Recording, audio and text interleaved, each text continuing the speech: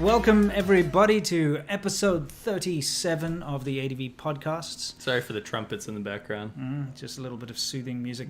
We are talking about a very important thing today. We usually do talk about important things, but quite seriously, there is this narrative going around in the world, at least coming out of China, that China's beaten COVID, everything's back to normal, their GDP's on the up, and people are out, don't have to wear masks anymore, it's safe, it's awesome, it's great.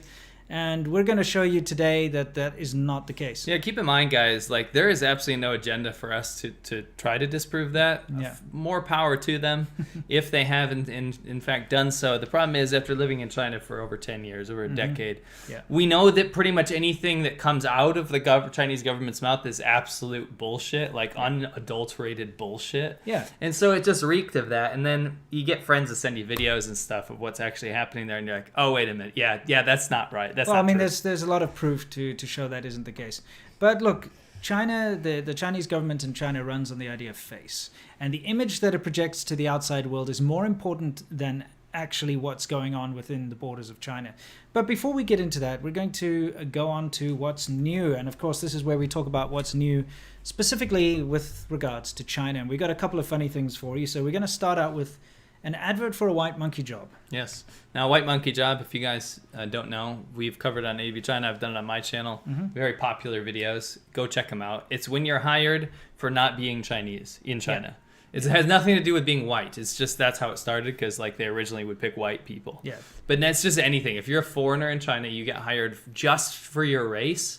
Like do advertisements, recordings. And that's because it adds credibility to whichever product they're trying to advertise, because there is still a foreign worship idea in China. Right.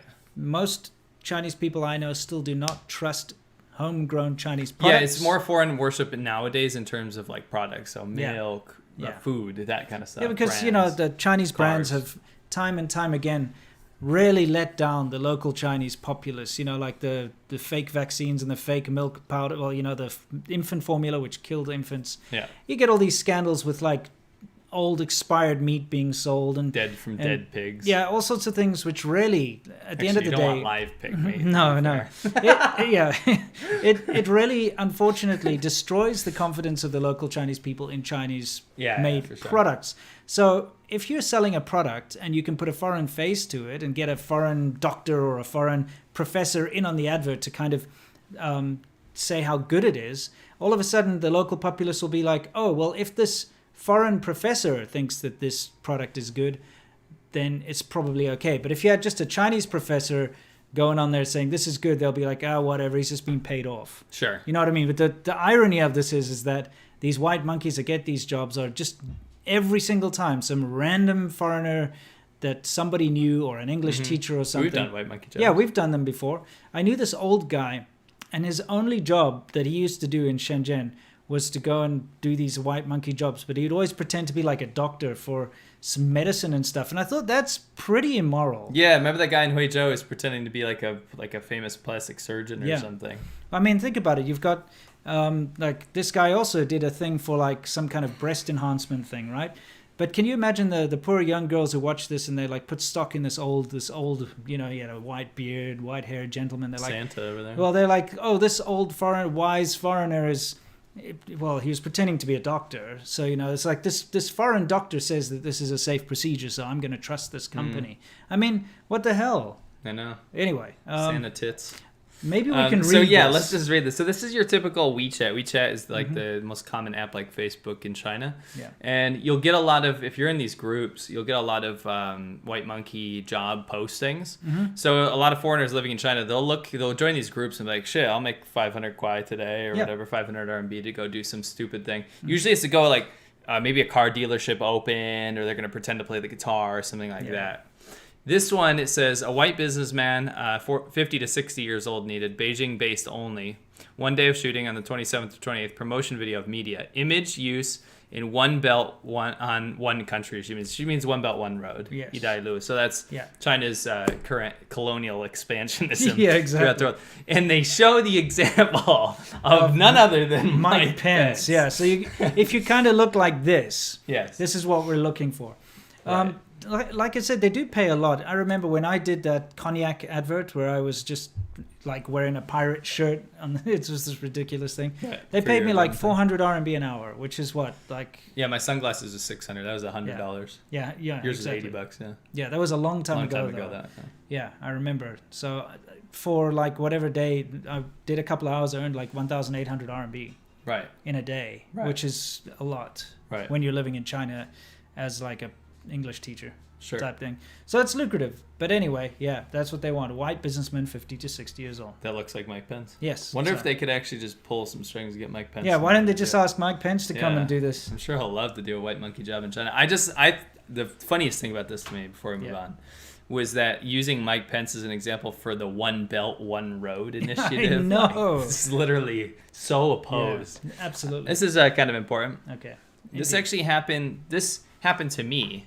Mm-hmm. Something happened. I can't remember what the details were, but on Reddit China, I think it was Reddit China, I got blocked for posting something that was against whatever. Kind of similar to this. So what do we have here? Well, we have there's a very popular picture of that an artist made of Donald Trump, and they've changed his face to look like the virus, the COVID-19 Sure. Well, virus. the original one is Xi Jinping. Yeah. Well, yeah. There's a Donald Trump one. Yeah. And there's a Xi Jinping one. Mm-hmm. Okay, but listen, what happened here is, look at the difference in the upvotes, right?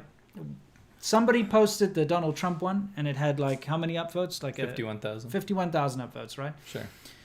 And it's still there. Sure. Somebody posted the Xi Jinping one, and it got how many upvotes? 8,000. 8,000. Sorry, I'm not reading this properly. 8,000 upvotes, and then the person who posted it was banned. Yes. Oh, yeah. So yeah. There is speculation that because Tencent, which is a Chinese company, owns a part of Reddit, they have say in the moderation. I mean, you do see this. There's a lot of groups that used to meme on China. Yeah. And they got banned, like just for memeing on China and stuff. You remember those groups. Yeah, like those, CCJ stuff. Those shall not be named because they're banned now. No, I'm joking. Yeah, exactly. So there were like these kind of meme groups there were disgruntled expats that would blow off some steam about living in China because let's be honest, living in China can be tough sometimes. It can be, absolutely. Yet you have they were banned, right? Yet you have groups called like Reddit Sino, like SINO. Reddit Sino, however you want to pronounce it. That is like literally like a North Korean propaganda for China made by Westerners. It's crazy. It's vicious. You'll get banned for posting anything that questions CCP rhetoric, but it's run by Westerners, right? It's crazy. But you also have Asian identity. You have Asian identity and all these things like Asian supremacist stuff. Call for violence and things like this. It's totally okay in those groups, right? Yeah. But if you criticize China, and we've seen this time and time again, then it is not allowed. Well, I think it's also a result of the very successful soft power propaganda that China's been pushing. And they've been pushing this for a long time. If you say anything bad against China, it's racist, or against the policies of the CCP, it's racist. And so I feel like a big, Silicon Valley corporation, if they see a picture of Xi Jinping as a virus, they're going to be like, oh no, we better block that, otherwise people will accuse us of being racist. It's so offensive to Asian people in general to let Xi Jinping, to let him represent everyone. I know. Because that's what that means, right? But also China's been very successful in promoting this idea that the COVID-19 virus is a foreign problem and not a Chinese problem, China, right? And the rest of the world's been gobbling it up. Now, whenever you hear anything about COVID, it's always Trump's fault for some reason. His mishandling of the virus. And people seem to have forgotten the fact that the virus came from China, and because of the CCP's bad actions, spread to the rest of the world. That's the worst part, is that it could have been contained. But all the deaths and all the fallout around the world actually can be traced back to the CCP's bad handling of the pandemic in the beginning. Correct. But now everybody somehow thinks, it's not China's problem anymore, it's Trump's problem. You know what? You gotta forget that whole narrative. You have to actually see it for what it is, and open your eyes, take the wool from your eyes, look clearly at what this is all about. I highly recommend you watch my video from yesterday. It's literally what I talked about. Yeah. How the CCP has managed to make the phrase anti-China equated with everything around criticism around the Communist Party of China. But, I mean, this is, again, a very good example of how our Western media... I say our because I'm trying to use the same rhetoric. Yeah. Our Western media is being used successfully by the Chinese Communist Party and by the Chinese nationalists to shape the narrative abroad. You know, and this is just a perfect example. It's not only on Reddit, but Twitter and other places like that. They basically will continue to push an anti-Western narrative, specifically like an anti-Trump thing. It's just everywhere you look. I'm sick of it. I'm sick and tired of hearing the word Trump. It's just everywhere. But at the same time, they will censor any really bad news about China. And when anything that puts China in a bad light, suddenly, you know, the whole of the Chinese, you know, I don't know, zeitgeist something I touched on yesterday is that, like, there's so many people focused on this Biden-Trump thing. Like, I hope you guys come to us, not for that, but to learn about China and what the Chinese government's doing, because that's what we're focused on. You got to understand that we're not focusing on that. And I know your minds might be going there at this moment. But there's a much bigger thing on the table, and it's not partisan. It's not. You can remove the Biden-Trump thing from this conversation. Yeah, absolutely. Anyway, just thought that this is a good example of how the Western media is being manipulated into pushing this China did nothing wrong kind of narrative. You know what I mean? Sure. Cool. What else do we have in our What's New today? We're chock full of material today. Yeah, it's quite a busy one. China is warning everyone. Well, they're using the time-tested true phrase called "pay the price." They love saying this.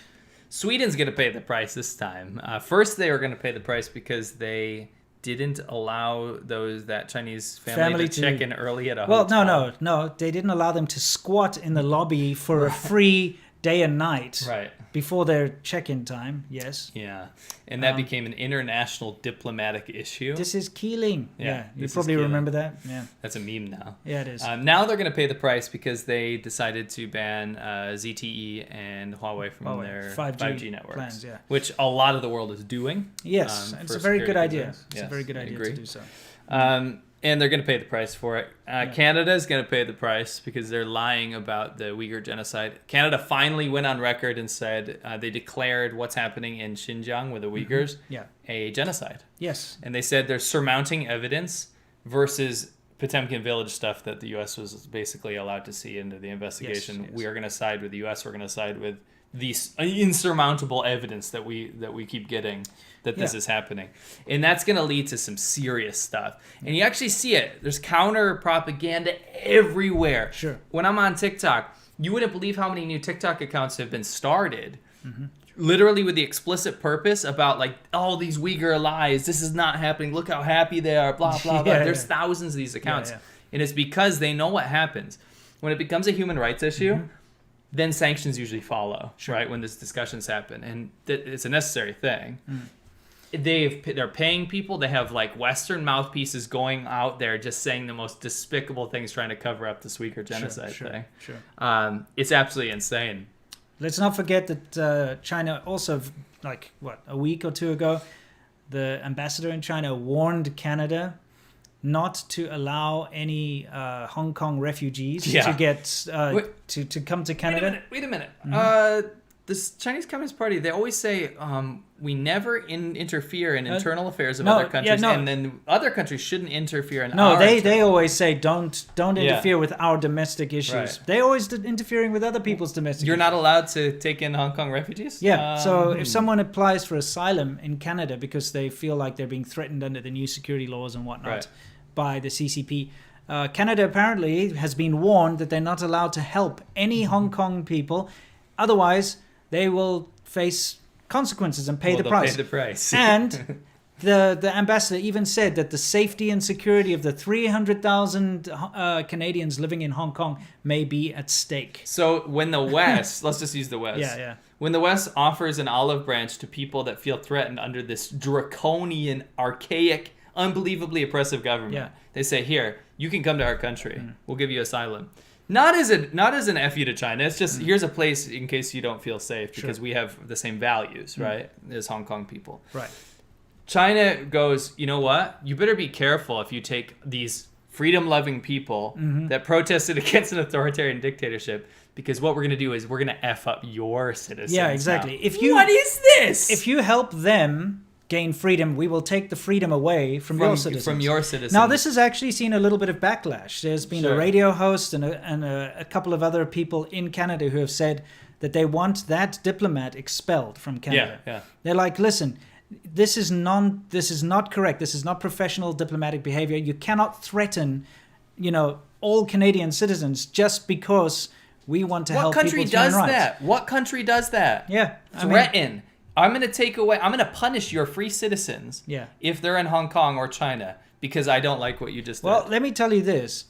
Canada, as far as I'm concerned, from what I've observed my entire life, has been the most sort of liberal, happy-go-lucky, compassionate, let's help the world, never did anything wrong kind of a country, right? And they take a lot of crap, right?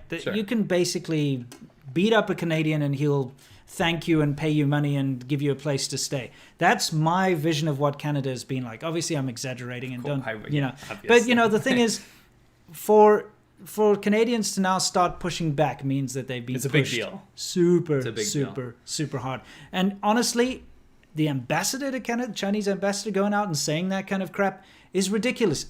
If any other country said that to China, if they say to China, if you don't stop destroying our fishing stocks on the off the coast of our country, we will, all the security of your millions of Chinese citizens that are in our country could be at risk. It would be an act of war. It is an act of war.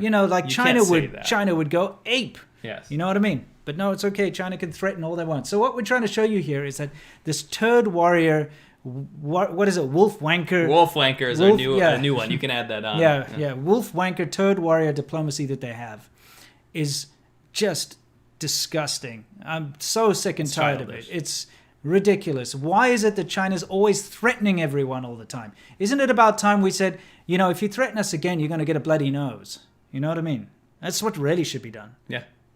Anyway. The thing is, this is actually catching on. Yeah. So Canada did it. Now the UK is looking at officially calling it a genocide, which in turn creates sanctions for China. Yeah. This is China's worst nightmare. They don't want sanctions. Yeah. The thing is, how everyone's pushing for the decoupling from China just to teach the Chinese government a lesson. Yeah. Right? Because it needs to be done for human rights issues. Right. Yeah. Why do you think China doesn't want to decouple? Well, there goes your consumer base, right? So absolutely. They don't want sanctions. They don't want all these things to happen. I understand that. Then stop genociding people. Yeah, that's the real lesson, right? The Chinese government, the CCP, needs a lesson in humility, because if they would just own up to some of their bad actions, if they were to actually just say sorry for the COVID-19 pandemic and just say, look, we messed up, we screwed up, the world would give them a free pass. They'd be like, okay, we understand. Let's fight this together. But the fact that they keep pointing fingers elsewhere, it comes from Italy. No, it comes from the US. Regime. It's an evil regime. Yeah. It's a corrupt, evil regime. They can never apologize. No. Like I said in my last video, China has never once apologized for any of the bad actions the CCP has done in the past, including, murdering 30-40 million of their own people through their stupid campaigns. Well, because there goes their legitimacy. Yeah, absolutely. All the things that they've done in the past and are continuing to do today, not once has China ever apologized or even acknowledged that it's bad. Whenever you bring up the Tiananmen Square thing with someone, or if you bring up the starvation and all the crap that happened under Mao Zedong, they're always like, oh yeah, it was bad, but if that didn't happen, we wouldn't have the new China. Yeah, it's like a necessary evil. It's absolute nonsense. Anyway, we should probably move on. Anyway, let's do some super chats. It's super chat time. Cool. Amen K, C-Milk, say this word, gaming term. I'm too scared to say it. What is it? It's this. But anyway, I don't know what that means. No, it's. I think it's like it's progressive rockers, maybe. Progressive rockers. Yeah. Nice. Case closed. 93. Your interview with Miss Park reminded me more of the book and movie 1984, down to the 3-tier caste system. Yeah, very much so. I interviewed a North Korean defector. She was very cool. Check her out. Yeah, Yeonmi Park. That was a very good interview, actually. Thank you. Appreciate it. Sick Lid. Hey guys, please kiss and make up. Oh, you're probably talking about our fight video. That's ridiculous. We just loved reading the comments. It was quite hilarious. It actually happened quite a long time ago, and it was, you have to understand, when we do our ADVChina videos, we go out, we ride, when we travel. So we were in Vietnam during the time, and we'd been riding for about 8 hours. Right. And we record a whole ton of episodes on a single ride. So we probably recorded 6 to 8 episodes on that ride, and it was right near the end of the day. And you get to a point where the traffic and everything gets to you. And so, yeah, you get a little snappy. Sure. No, I get it. I just love the people that were trying to figure out what was going on. No, don't worry about it. Straight afterwards, we were all good. A joke. I mean, the fight wasn't a joke, but it's just a little tip. It's just stupid. And we had a couple beers later. Everything's fine. Jonathan Case, your episodes about cheap Chinese fake products remind me of my time in Afghanistan with the army. The locals would sell us everything from fake headphones to clippers that all look like iPhones, all Chinese. Yeah, the Afghanistan shares a border with China, and in Pakistan, Afghanistan, all these products flood those markets because they're cheap, right? Yeah. So I get it. It makes sense. We'll do one more. Okay. Wooten841, good job, guys. Thanks for your hard work. Hit me up when heading for the Czech Republic and Germany. We will. I'll get you sorted. Thanks. Anytime. I blame she, video author. Okay. Cool. Let's go on to our main topic, which of course is Soft Power Hour, where we talk about, how China's changing her mind through its funny little ways that it does. Now it's not dastardly, it's funny little ways. Yeah, exactly. Dastardly little ways. Okay, now actually, before we get into our main topic, one thing that we failed to mention when we were talking about all the threats that China's been putting out to all these nations. Oh, right. BTS. Yeah. Can you explain this? Because this is more your age, you're more into the boy band thing. I mean, just so I don't piss off the K-pop army, I'll disagree with you there. Okay. No, I'm just saying, now, my unfailing, vast knowledge of Korean boy bands. Yeah. I'll be honest with you. I heard the name BTS, but I didn't know what it was before we researched this topic. Sure, okay. All I knew is that it was a K-pop band. Now we can put a name to a face. This is BTS. We're part of the BTS army to show our solidarity and support because of what happened. Yeah. Which is the leader. Which one is the leader? I think he's the purple hair guy. They have different color hair in every picture I see. No, it's the purple hair guy. No. I think it's the guy. Sorry. I think it's the guy above him. Yeah. What was it? RM? RM. Yeah. RM, the leader of BTS.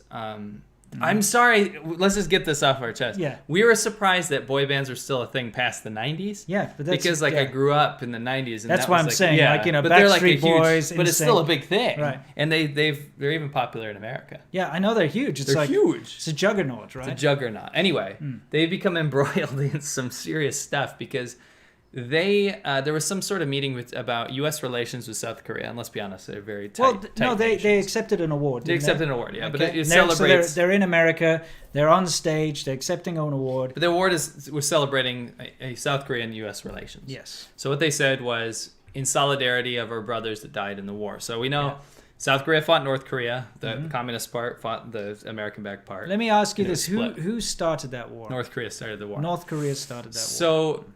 With backing from the Soviet Union and China. So the problem is, they said, they're from South Korea, by the way, obviously. South Korea. This is not a North Korean boy. You'll get executed in North Korea if you have purple hair. Yeah, let's be honest. You actually will. No, you will. There's a mandated list of haircuts you can have. Yeah.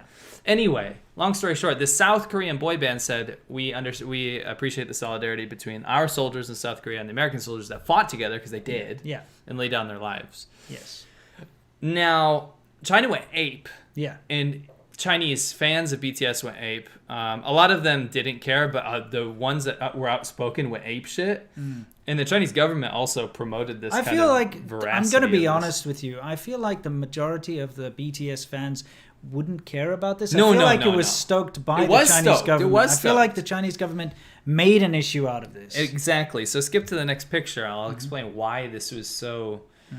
this was such a big deal. So this is like a 70-year anniversary of the Korean War. Now, what they call it in China is the resistance against the U.S. Aggression in Korea, basically, right? So China, a little history lesson. Chairman Mao, you can see him in that photo there. Yeah, he's the first. Chairman Mao took millions of Chinese soldiers and fed them into a proverbial meat grinder. Yeah. Under-equipped. A lot of them froze to death. Yeah. Some of them didn't have shoes. A lot of them didn't have guns. They were holding sticks, basically, just to make it look like they were armed. Right. Because Mao famously said that I could sacrifice a good chunk of my country. We have lots of people. As long as, in the future, China gets better, millions of Chinese people can die. Sure. To him, Chinese people or animals are fodder. Yeah. That's why he let so many people die, right? Right.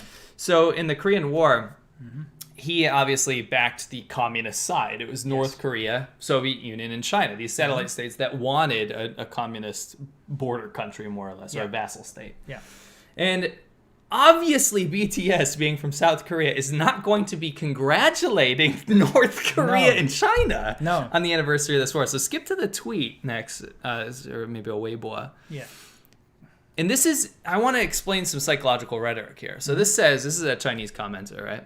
It says, can you even call this insulting China? So they're saying, like, it's much worse than insulting China. Yeah, it's not just insulting China. Isn't this anti-China?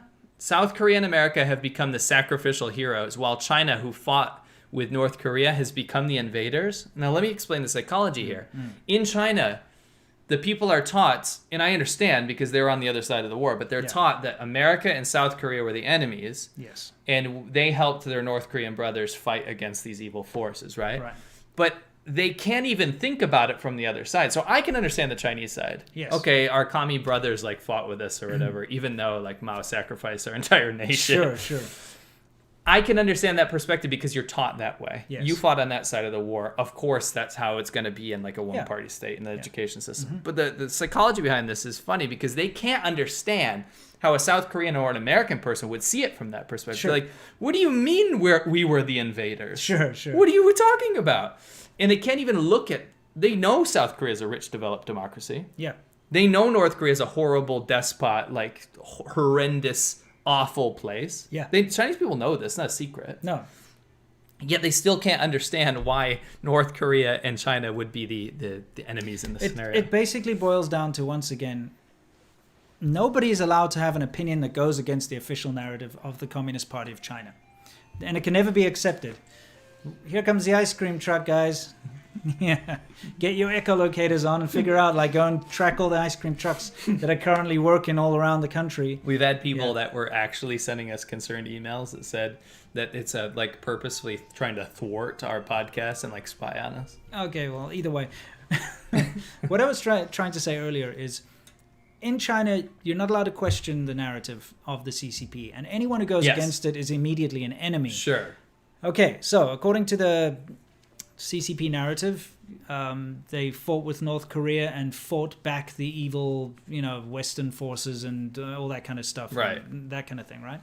So when your favorite band all of a sudden is taking the other side, has a different idea. Well, because that's where they're from. Just can't handle it. Sure. Right? Sure. Just can't handle it because it's not the truth that they've been told. Exactly. Yeah, that's why it's fascinating to think about. Yeah. Because it's like you can't even think about the other perspective. No. It's impossible. Because it's just not right. It's not right. That's why, I get so much flack on my videos every time I make a video, because I tell what I see as the truth from my own personal experiences. Sure. But if that goes against the official CCP narrative, I get these massive amounts of attacks from these people who take it like as a personal insult. Like, how dare you? How dare you say that? Because that's not the way I was taught it was in school. Right. It's ridiculous. So this is the reasoning behind all this backlash. But it's gotten so far that they're they're threatening to boycott BTS with everything. You've got that big... Samsung and Fila removed their merch. This was really... Well, Samsung and Fila actually betrayed their own countries by removing BTS off their websites and stuff because they were worried. Korean Yes. company. Samsung is a Korean, so is Fila, right? I don't know. Maybe, sure. Whatever. But they betrayed their own country of South Korea by removing all BTS stuff off of their website because they didn't want to anger the Chinese. Fila, South Korea bought Fila. Yeah, they bought Fila. From Italy. That's right. I mean, so they betrayed their own country. Because like Samsung probably has gone to memorials or something like this for the Korean War to support South Korea and stuff. Yeah. But then now they're so embroiled and entrenched in the Chinese market that it's more important. I'm interested to see what BTS does after this. Yeah. We're a BTS army now because we understand what they're going through. It's unbelievable what kind of bullshit you have to put up with. It's so petty that even one of China's biggest logistic companies has now sworn that they will not deliver any BTS merchandise or anything to do with BTS anymore around the country. They're just, we're going to be patriotic. What kind of nonsense, childish crap is this that we have to deal with, honestly? Korea, like Japan gets a lot of shit, like the most shit from China. Yeah. Not recently. Yeah. there's fairly normalized relations, but like Korea, they just have to like do one little thing and China will go apeshit and they'll like shut down all those, what are those latte shops and stuff. That was because the THAAD, the missile defense thing. When that got they put made in, raps. The CCP made raps about the THAAD system. They destroyed all of those Korean shops. They just literally went around smashing them up. I was there at the time, and it was just appalling. Remember that video of the guys? They took all the Korean alcohol and they had it on the street, and they were driving on the bulldozer, and they were like a patriotic with flags, and that guy fell off into all the broken glass. You know what's funny is that in all these shops too, they're hiring Chinese people. Yeah, and a lot of that stuff, even that a lot of the soju was made in China. It's dumb. It's like when they go smash up sushi, restaurants, and it's owned by Chinese people, run by Chinese people. Yeah, when Japan is the flavor of the weak hated country. Anyway, so we thought we'd just bring that in because that's relevant. But now we're going to move on to our main topic. Yes. Okay. Like we said in the beginning of this podcast, everybody somehow thinks that China's over COVID and that everything's great. Okay, in fact, this is from the Wall Street Journal. Yeah, there was multiple sources I could choose from. I just picked this one. Mm-hmm. This is Wall Street Journal, which I don't know what the hell they're thinking. Wall Street Journal has gone like full on CCP mode these days. Oh yeah, I mean, look, I think a huge amount of I would like to say left-leaning media would rather side with dictatorship or something than side with the freedom of democracy. It's crazy. Sure. Yeah, from an ideological thing. Yeah, it boggles my mind. Honestly, I think it's literally about it's about the whole partisan thing right now. It's around election time. Yeah. The thing is, like, the whole China issue is a bipartisan issue. So I don't understand why these just, you know what can I say? Mm-hmm. Stop watching mainstream media. Yeah, it's nonsense. It's just trash. It is trash. Anyway. So this says mass testing. China doubles down on its COVID-19 control plan. Now here's the thing. Remember, China's supposed to have defeated COVID. It's all over, eh? But every once in a while, little patches of COVID pitch up. Now, here in Dalian, there was like 5 people, apparently. 6, I think. Was it 5 or 6? 5 or 6. So, all of a sudden, 5 or 6 people have COVID. Now, you have to understand that this must have been quite significant for it to have made the news.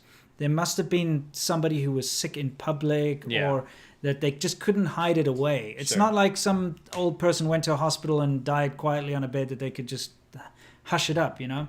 Because that's what happens in China. And anyone who says different is moronic, all right? It's very simple. It's about the blame game, okay? You're a doctor, and I've said this before, or you're a nurse. Someone comes into your clinic who has this disease, okay? You report it to your head, okay? So the person above you. Now they have this insurmountable task of somehow going to the local head of the medical area thing or go to like a government official to say, we have a case of COVID. Now, China is blasting this thing out to the rest of the world. We're fine. We've defeated COVID. There's no more COVID. Not a single case. We're all good. You don't want to be that one to go up against that face, that message that China's been putting out. So you would rather make excuses for it or hide it, write it down as it's just pneumonia. It's because we've explained how the power ladder works in China. It's not a system of checks and balances that you might be used to in your country. Yes. It is a country of accountability, and everyone will blame the next person. It's a very, very, like, society in general in China is based on this. It is. Because of the Communist Party of China. But this guy is not going to tell this guy that he has COVID cases in his bureau or town or village. Exactly. And that guy's not going to do it. And that guy's not going to do it. So like you said, it has to have been leaked. Yes. Or it has to be it must have been very public. Very public. That they couldn't escape from it, right? Sure. And I mean, you have to understand that these local level clinics or whatever little government pockets, just like Wuhan in the beginning of this, they will just wait for it to kind of blow over. They're going to hide it until it disappears. So the people either get better or they die of it, one of the two. But they're just going to hush it up. Sure. And then on the medical thing, they will tell them it's something else. It works the same on every level in China. Like when my what would you call him? An uncle-in-law? I guess you could call him an uncle-in-law. Tobacco uncle. Yeah. When he got, lung cancer, they wrote down that he had a bad case of the flu, because the family didn't want him to know he had cancer. And he freaking carried on thinking he just had a bad flu until he died of cancer because they never told him he had cancer. That's just, it's a part of Chinese society that is unbelievable to most people unless you've lived there and are a part of it and understand it, right? Sure. So anyway, these 5 cases of COVID reappeared. And of course, they said it was like foreigners brought it in. It's like the whole idea. But you have to understand that you have this massive National Day holiday where millions and millions and millions of people are traveling around China. So, of course, it's going to spread. Sure. Of course. So what happened was they find out you've got these 5 cases. So now they think this is a great opportunity for us to pull out propaganda again. Let's show the rest of the world that we're going to test all 9 million residents or whatever it is in Dalian. It was Qingdao. I keep confusing the two. Sorry. Yeah. All 9 million residents of Qingdao. We're going to do it in like a couple days. And it's going to be amazing. We can show the world just how efficient we are and just how good we are at doing this. And it worked. Look at all these Wall Street articles, Wall Street journals. Like America's still sick. Yeah, I understand. Like we have a massive issue here in the US, but the thing is like that's not what we're talking about. No. We're talking about what's happening. So again, just like GDP numbers, just like Wenming culture, like civilized day when they shut down everything for that hour that the official rolls through. Just like when they crack down on prostitution for 3 hours on one day for 3 months. Sure. Just like when they say that they've defeated all drugs, even though there's millions of heroin addicts and stuff along the border regions. Just like when they say there are no homeless people. Just like when there's no homeless people, when you can literally walk around and see homeless people everywhere until they decide, it's cleanup day because there's an official, let's just bust them all out of the city. Exactly. Just like when they say, people don't eat dog. Just like when people don't eat dog, but in literally every single city in China, there are multiple dog meat restaurants. Literally just search for Go Road Yen in Chinese on Baidu Maps in every city. Exactly. Just like when all of these lies come, it's kind of like Boy Who Cried Wolf for us. We've actually lived there. Yeah. So we get a little bit, not cocky, but we're used to this. We're like, just China lying again. Yeah. It's just how China works. It's a nation. It's a government of lies. It's a government of hypocrisy and lies, and it's all about meeting those quotas. Yeah. The same government that had Chairman Mao in power, that had his quotas, that starved everyone and killed the sparrows and did all this stuff, is the same government today. And those quotas, those 5-year plans, those haven't changed. So what you're seeing here is another bullshit, massive, huge, sweeping world record of how awesome we are, right? Yeah. Now, we know when you see this, you're like, wait a minute, this doesn't make sense. Because let me just tell you something real quick. Yeah. There's a guy from Taiwan, and a lot of people are confused about this. A lot of Taiwanese people live in China because they do business there. Yes, they do, yeah. He was in Jiangsu province in mainland China for 1 year, okay? In an area that was declared COVID-free. So the mask rules were lax. Right now, the mask rules are very lax in a lot of parts of China. Yeah. You don't have to wear them, or in a lot of places, you don't have to wear them properly or whatever. You have to have one with you, maybe. Sure. He was in an area that was completely COVID-free, right? Yeah. Tested negative. Yeah. Then goes back home. So he goes back to Taiwan. He's like, time to go home. Taiwan's very strict. Incredibly strict. They test immediately as soon as you land, and of course he's a Taiwan citizen, so he's allowed to go to his home country, right? Sure. Taiwan's not letting anyone else in. It's letting citizens.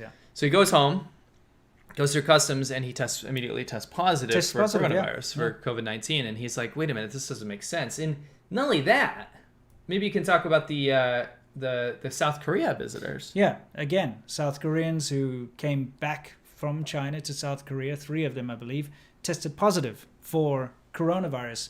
And they were supposed to have tested negative before they left China. We have to also remember that a huge amount of those tests, remember the COVID tests That's what I was going to segue that China sent out to, So I got a quote here. Yeah. It says, I'm not going to dig around. Yeah. It's basically said, it was from a medical professional. It said, those tests that we got from China, we don't use those. Those are garbage and they don't work. These are the tests that China's using now. Yeah. We only use top dollar domestically produced tests now. And that was from a medical professional. Yeah. And what really drove it home for me was when we got this alarming email, and I won't name anybody, but someone as a coach from an Olympic team. Yeah. His athletes are training in China right now. Yeah. Okay. And one of them just came down with COVID in a 0-case area. Yeah. He didn't go there with it. He came down with COVID and tested positive in a 0-case area. Yeah, the reason he contacted us is because my wife is a doctor, and he had photos of the medicine that they were going to give his athlete. Yeah. And he needed it translated because no one there could translate it for him, and he needed to find out. Sure. So this is a subscriber who's reached out to us that we know and can confirm that somebody's caught COVID within China. We have these other situations where people are now leaving China to go to their home countries like Taiwan and South Korea, and they're testing positive, which shows you that there are still active COVID cases within China, even though China constantly says that they don't have any. Right? They're constantly saying this. It's a bunch of bollocks. And, okay, do you remember when the whole COVID thing broke out and China knew that there was a problem? Okay. I'm not going to go through the cover-up stuff. I'm going to talk about a different aspect here. The rest of the world offered aid. Yeah. Lots of different countries sent... We offered aid. Sent PPE, personal protective equipment. They sent drugs. They sent a lot of support towards China. But China actually, if you do a little research into this, China asked a lot of these countries to keep those donations quiet on the down low because they didn't want to lose face. Right. They didn't want to, the rest of the world to see that they weren't prepared for something like this. But then when the pandemic was released into the rest of the world, and suddenly all these other countries that had sent all of their stuff, like Australia and whatever, had sent all of this stuff, and they didn't have enough for themselves. Who was trumpeting their horn about helping donate? China. They were like, oh, yeah, look at how great we are. We're going to send... But you have to take a photo with this shipment. Yes, and thank and have the Chinese flag. The same piece of shit government that was like, oh, just keep it on the down low, we don't want to be embarrassed. And then as soon as it's their turn, then they send faulty equipment first of all. And they're like, you better thank us. Yeah, look at how great Chinese we are. Anymore. It's kind of silly. So... Anyway, to go back to this Qingdao thing, they use this opportunity. They're like, we've had 5 million tourists. 5 million tourists, by the way. Yeah, during the National Day. During the National Day holiday in Qingdao. So let's do some mass testing. Let me show you what mass testing looks like, guys. Yeah, let's look at the mass testing. It's not this Wall Street Journal. Yeah, look at this. This is mass testing. Yeah. There is up close and personal. This looks like any lion in China. Pushing, shoving, trying to get in there. This guy's doesn't even have his mask on. Yeah. You're talking about, and this is just one line. Go back here. You're talking about just huge swaths of people. By the way, they didn't test 9 million people. No. Huge swaths of people jostling for an opportunity to get their free test. Yeah. Right. Yeah. This is how you get coronavirus. Do you understand? Yeah. So the propaganda for these slick photos that you're seeing, this is the reality of the situation. And look, again, I'm pretty sure they didn't have a choice. They had to be tested. Sure.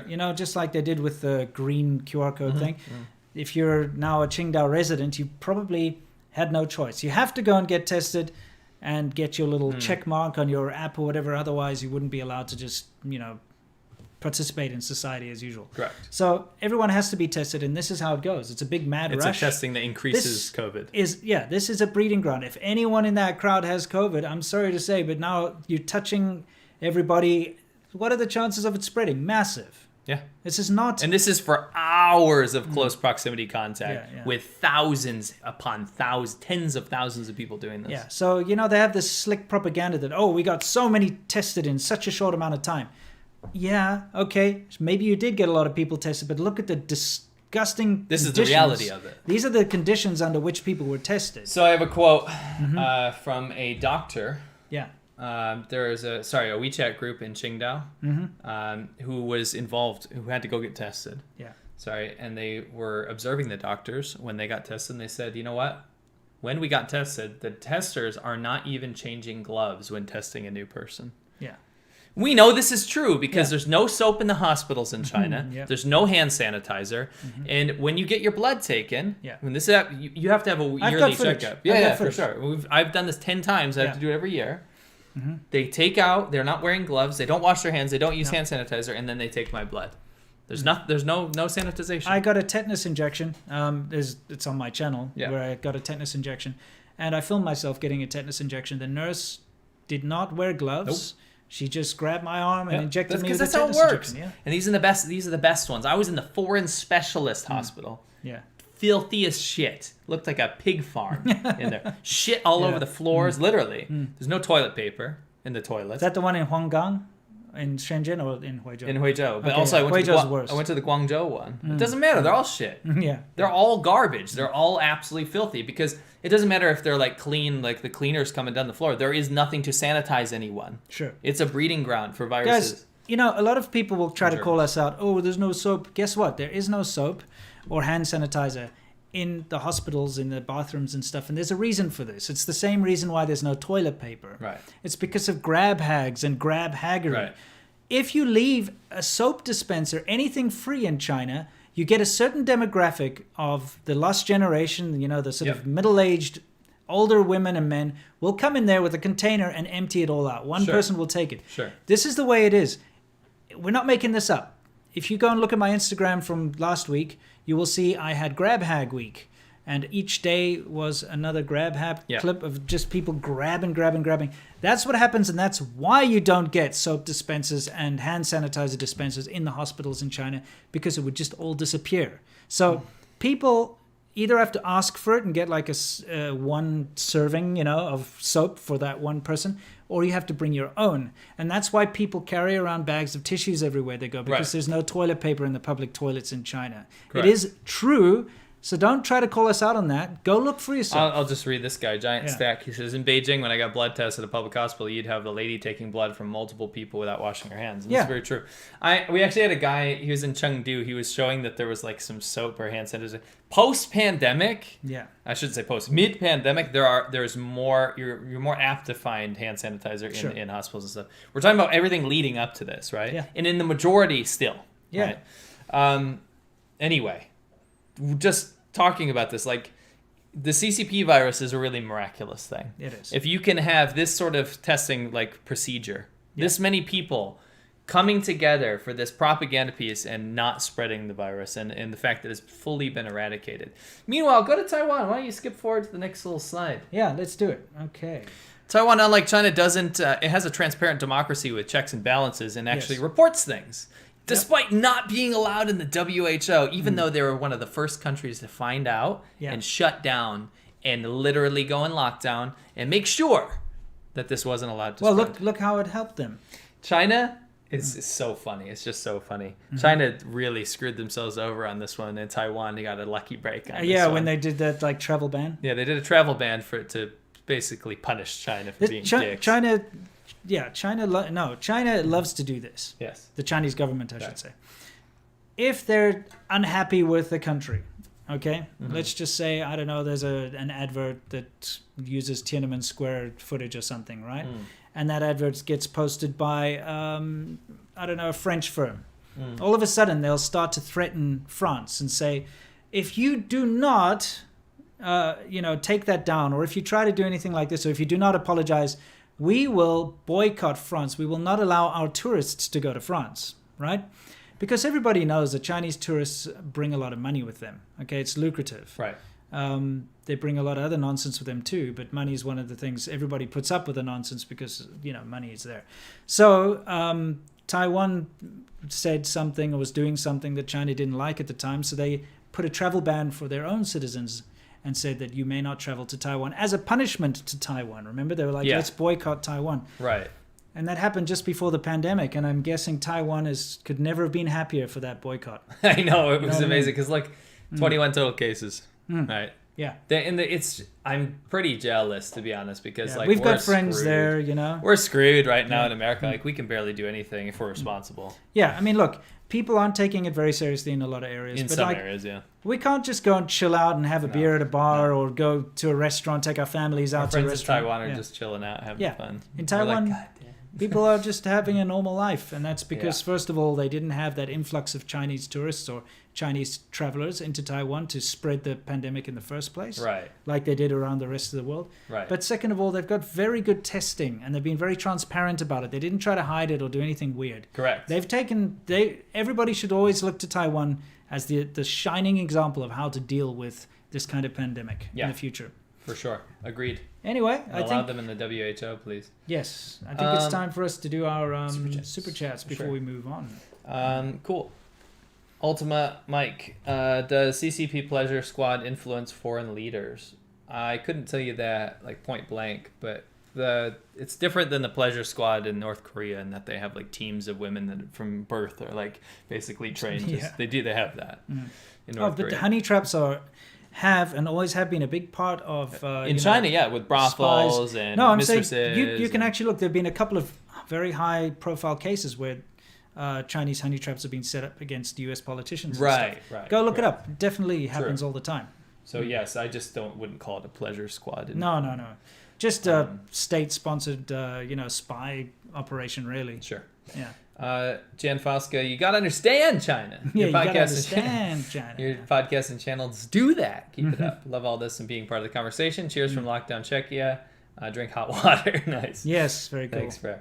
Jan Fosca also said, Sea Milk, your interview with, your interview with Yemi Park was brilliant. Please do more. What an amazing story in person. I've subscribed to her channel. Thanks. Awesome. Yeah, it was a lot of, I wouldn't say fun because it was traumatizing talk for her to talk about a lot of that kind of stuff, but it was very rewarding to educate people on North Korea.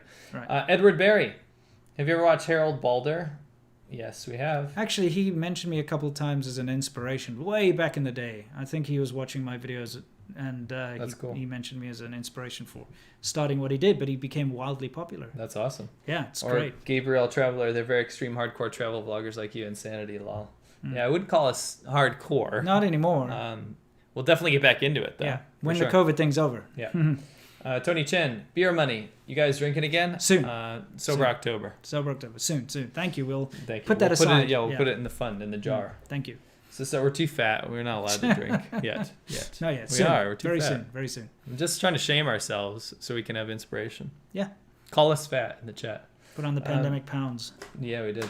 Sorry, JPN. I say we repatriate all Hong Kongers that want to come to the West, US, UK, Canada, and in return, we deport all SJWs to China since they like communism ideals, fair trade now.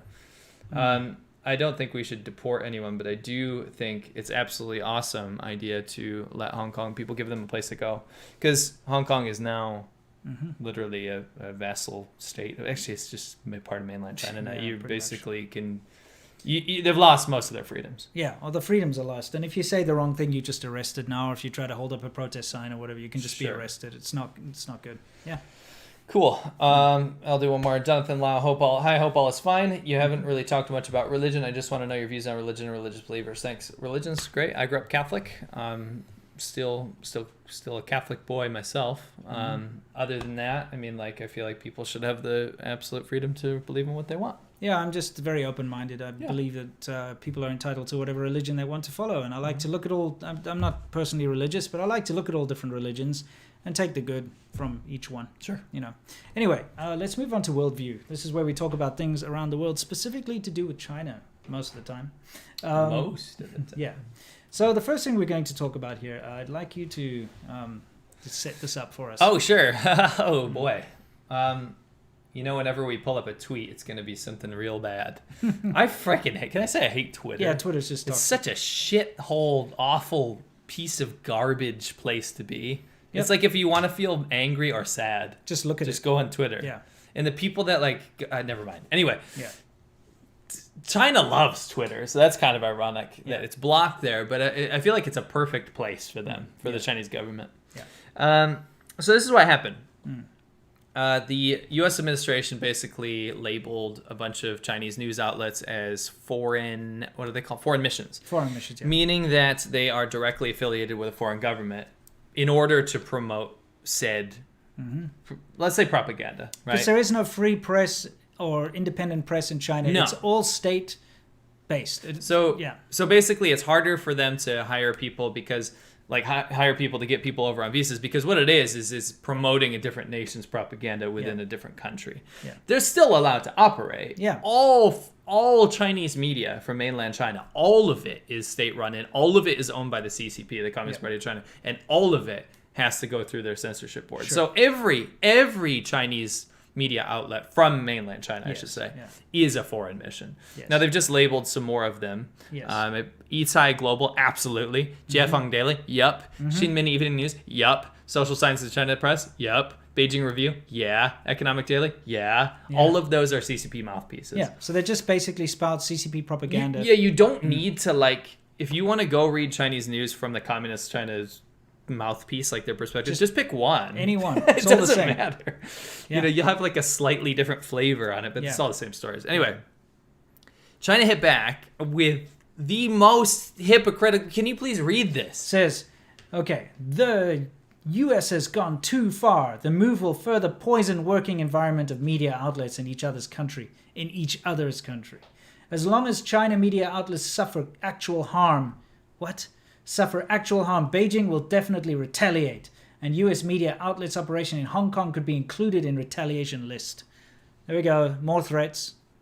Get bent. Yeah, absolutely. Seriously, go F off. Yeah. You absolute child. Yes. I mean, obviously, he's speaking on behalf of China. Well, look. This Chinese state-affiliated media. Hu Xijin is even Twitter has to label state-affiliated media. Listen, those companies are still allowed. There's literally CCP mouthpieces. Yes. That celebrate and promote atrocities of human rights abuses. Yes. Are allowed to operate within the U.S., but they need to be labeled as foreign missions. That's all. Yeah. They are whining when you can't even operate as a journalist in China. No. You cannot operate as a journalist anymore. You cannot step outside your office with a camera and go on the street. You're effed. You're absolutely effed. You'll have minders around you that will literally block you from doing anything. Yeah. All Australian delete journalists your are gone. Yeah, they'll delete your footage. Yeah. You cannot do journalism in China. So stop lying to the world, because what happened is this Associated Press article, if you read, I hate this. I don't even know what this is, this guy that wrote this, right? Yeah. It says Matthew Lee, a diplomatic writer. The Trump administration is hitting Chinese media outlets in the U.S. with new restrictions, a move that will further foment tensions in an already deteriorating ties between the two It's largest... already deteriorated. China has already blocked all Western media. You cannot, as like New York Post or whatever, you have an office in Beijing or something. But all you can do is sit in your office and you can't say what you want either. If you say anything that goes against Chinese censorship, they shut you down. Right. There is no freedom of press in China. Foreign journalists cannot just go and report on whatever. But You are Chinese being watched journalists 24/7. Yeah, Chinese journalists in the U.S. can. Right. They can go and say what they want about Trump or about the government Whatever, here. anything. They can say whatever the hell they want. They're not censored by the U.S. They're government. showing up at all the protests. They're showing up at anything that happens in America, and they're reporting on it. I'd like to segue a little bit away from this, if you don't mind. Let's talk about Fiji.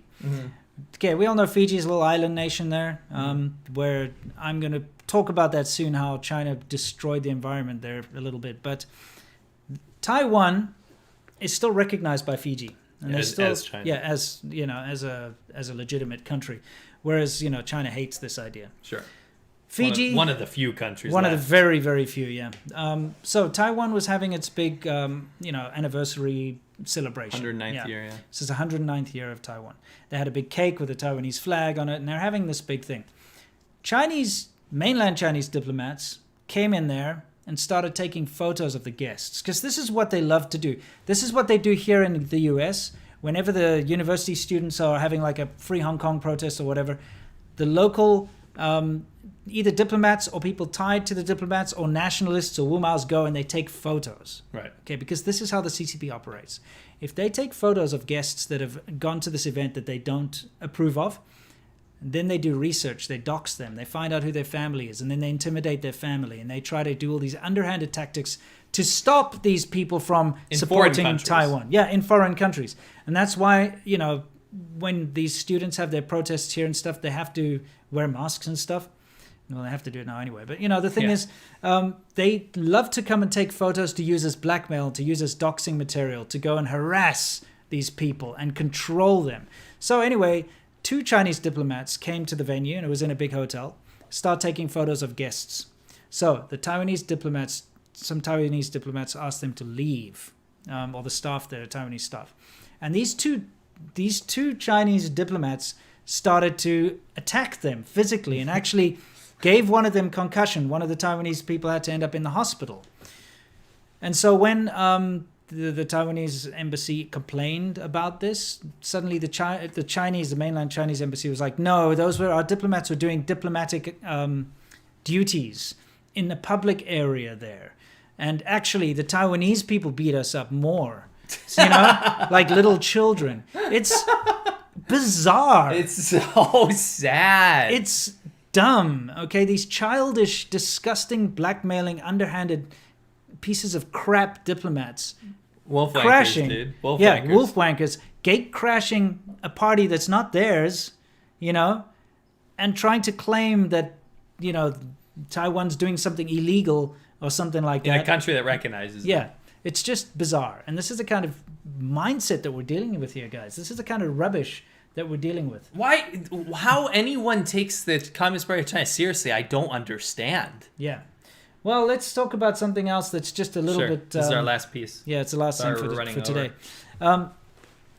I have a Hong Kong PlayStation account because, first of all, when I got my PlayStation in China, I couldn't buy it in China. I had to buy it in Hong Kong. But this is before they allowed them to be sold, because remember, there was a console ban. Sure. So when I got my PlayStation 3 or whatever, I bought my PS3 illegally in China, smuggled across. Yeah, there we go. Yeah. Yeah, I mean, I bought a lot of consoles that were just from Korea or whatever, smuggled in there. Anyway, so I had to set up an account. And at the time, the PlayStation Network wasn't allowed in China. No, that's correct. So I had to set up a Hong Kong PlayStation Network account. And so that way I could buy games and play games and go online. We both did. Do you remember that we can never get it to work fast enough over the VPN to be able to play with each other? Yeah, we could never actually play online. We used to play Gran Turismo all the time. And we bought it. We're like, yes, we could race against each other. We could never do it. Exactly. Anyway, so then finally China officially allowed the PlayStation 4 to be released in China and the Xbox One. With a very limited set of games. Hugely limited set of games. Like the shittest games ever. Absolute crap games that, just suck. Anyway, and, there was like less than 10 or something. Anyway, so obviously it's improved since then. But now, because the CCP is terrified, absolutely terrified that this is a hole through their censorship. Because if you're playing online with someone, you can use voice chat, right? Yes. And you can say, free Tibet or something. They are terrified of that. They do not want any kind of ideas. But wait, the Communist Party of China always says China is a peaceful nation that wants to be part of the global network of the world. Well, no, absolutely. We just block every communication device. Yeah, exactly. For that to happen. So they're terrified of, ideas other than the CCP's ideas entering the minds of the populace. Okay, so what do? They tell PlayStation, if you do not put this in your terms of service, we're canceling you. That's what they always do. But let's read these. Okay, this is in the official end user license agreement, the EULA that nobody ever reads. But if you do read the one for PlayStation Network in China, or Hong Kong, not even China, take a look what it says. So you may not use your account or use PSN in any way to recreate or to create, reproduce, publish, or disseminate any of the information which opposes the basic principles in the Constitution of the People's Republic of China. By the way, the Constitution of the People's Republic of China guarantees religious freedom, and you're not allowed to persecute religion. It's a garbage constitution. Yeah, it's as fake as the GDP numbers. Endangers the security of the PRC, divulges PRC state secrets, or jeopardizes sovereignty and unification of the PRC. You can continue. Damages the honor and interests of the PRC. Damages the honor. The honor? I just got to say. What is this? So you're not allowed to say anything that damages the honor of the and interests of the PRC. So if you said something like, I dislike the color of the flag or the design of the flag, you could get into real trouble. That's Sony basically saying we're going to rat you out to the government. Yeah, either that or you get your PSN cut, your account shut down, all that kind of stuff. You'll probably be, they have to report you. That's what I'm saying. Okay, the next thing they say is violates PRC policies on religion or propagates hearsays or superstition. So the Constitution guarantees freedom of religion, but they have policies on religion. Disseminates rumors, disrupts social order, or undermines social stability. This is the one they get everyone on. Dude, it's the blanket one. Yeah. Can you not... Literally, you can read this and understand the priorities of the Chinese government. You can understand this better than anything you'll ever read. Yeah. This document. I mean, this whole thing about disrupting social order... That's what if ever they don't like someone, they want to disappear someone, they want somebody to be deported or whatever, that's what they choose. Right. He disrupted social order. Right. And that can mean anything. Anything. That can mean, you painted your fingernail. Right. And we don't like that. So guess what? You disrupted social order. Right. Now you go to jail. Disseminates obscenity, pornography, gambling, violence, or instigates others to commit crime. See, this is like the only one that might be in line with other ones. But you see what the priority is here. Yeah, exactly. It's like, don't F with the Communist Party of China. Yeah. Is prohibited by PRC laws, administrative regulations, and other provisions. Now, this is the important part at the bottom. Yeah. It says Sony Interactive Entertainment, PlayStation Network Terms of Service User Agreement, Hong Kong, which has a different legal system than China, right? But it says Community Code of Conduct for users within China mainland. As country. So now what you're seeing is all of these laws on the PSN pertain to people in Hong Kong, even though it says China's mainland. Yeah. Look, it's just a disturbing set of events. Right. It's awful. So, guys, we have to really keep our eye on what China's doing. That's what we're here for. We're here to educate you on this. Please join us, though. And, we can't be alone in this. No, absolutely. This is but bullshit. It's quite ridiculous how much the PRC is infiltrating into our lives and every aspect of our lives. And we just don't know about it. We're not talking about it. No one, and no one has the courage to stand up to them because they're afraid of their blackmailing techniques. They're afraid of being called racist. They're afraid of all this nonsense. We have to stand against this. Sure, and I mean, the Chinese government's laughing at this whole, everyone's busy with this partisan thing right now. Everyone's lost in the election. They're literally, let China do their thing, it's whatever, and China's just all right, we'll do whatever we want then. Yeah. While you're all busy, bickering over things. Yeah, and basically our entire planet's being destroyed underneath our noses, and nobody says a damn thing about it, and it's really annoying me. Anyway, it's time for our Q&A section. This is where we answer your questions and you question our answers. Correct. So what do we got? I forgot PPP Peter, African Vlogs, I highly suggest. Thank you, Edward Barry. I'll check it out. Jeremiah Johnson, Muns for the juice or something till you're both well enough to crack open a silver Blue Mountain and imbibe the brew of the gods. I can't wait. Get up the amazing art. Jeremiah, I can guarantee you we will use that for beer, but I can guarantee you it will not be for Coors Light as I don't know. First beer. Well, for you, yeah. He knows that we delineate what we drink. Sure. Speeder, what happened to after your fight in Vietnam? We already discussed that. Yeah. Miss Soy Sauce, thanks for covering the truth and keeping us in the know about what's really going on. And Absolute thank you, that's pleasure. very generous. Yeah. I really appreciate that, Miss Soy Sauce. I hope it's not MS Soy Sauce, because then I just called you a miss. I apologize if that's the case. Yeah. Dion Chapman, beer and car parts money. The car parts money makes a little bit more sense. Go check out Worthless Whips. We just we've got two new vehicles in the stable. Kind of funny, yeah. If you don't know, we have a car channel where we fix old cars and other it's cool called stuff. Worthless Whips. Just Google that. Ifan Pan, very generous. Thank you so much. Was calling my family the other day, and my grandma genuinely wanted me back home because the radio says U.S. is still in COVID hell. How the CCP's lies put mental pressure on a 70-year-old is appalling, which just made your guys' job so admirable. Thank you. Thank you. It is awful. It sucks. And, a lot of people who are championing the CCP keep going on about, how the West is so anti-China. Guess what? The CCP's anti-West like you won't believe. Way worse. There's no balance to it. It's just all negative about the West. It's all negative about the USA. Nothing positive. At least here in the United States and other countries, when people talk about China, they at least have some sort of balance.